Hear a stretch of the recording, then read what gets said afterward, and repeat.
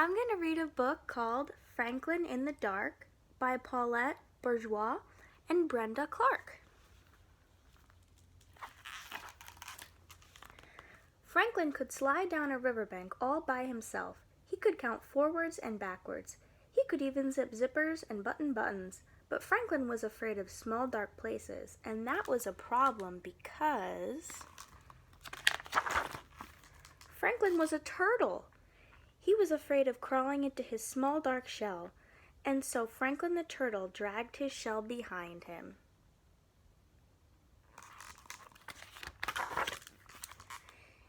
Every night, Franklin's mother would take a flashlight and shine it into his shell. "See," she would say, "there's nothing to be afraid of." She always said that. She wasn't afraid of anything. But Franklin was sure that creepy things, slippery things, and monsters lived inside of his small dark shell. So Franklin went looking for help. He walked until he met a duck. "Excuse me, duck. I'm afraid of small dark places, and I can't crawl inside my shell. Can you help me?" "Maybe," quacked the duck. "You see, I'm afraid of very deep water. Sometimes when nobody is watching, I wear my water wings. Would my water wings help you?" "No," said Franklin. "I'm not afraid of the water."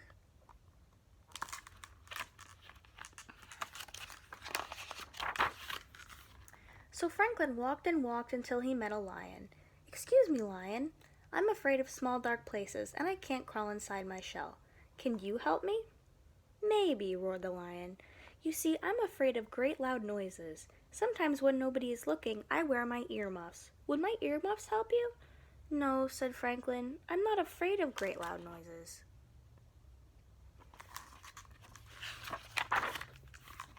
So Franklin walked and walked and walked until he met a bird. "Excuse me, bird. I'm afraid of small dark places, and I can't crawl inside my shell. Can you help me?" "Maybe," chirped the bird. "I'm afraid of flying so high that I get dizzy and fall to the ground. Sometimes when nobody is looking, I pull out my parachute. Would my parachute help you?" "No," said Franklin. "I'm not afraid of flying high and getting dizzy."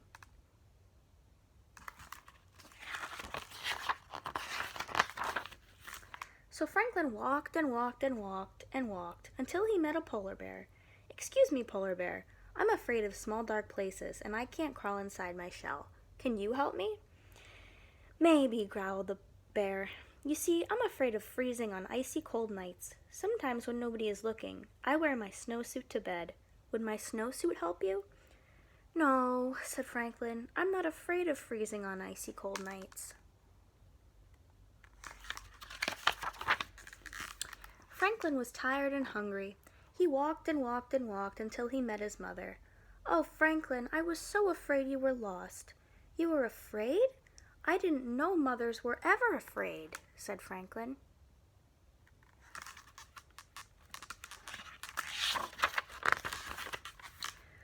"Well, did you find some help?" she asked. "No, I met a duck who was afraid of deep water."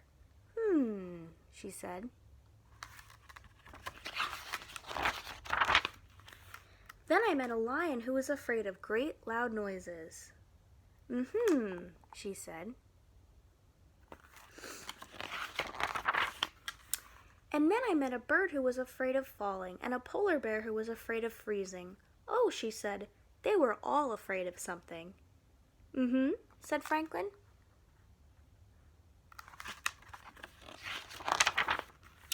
It was getting late. Franklin was very tired and very hungry. They walked and walked until they were home.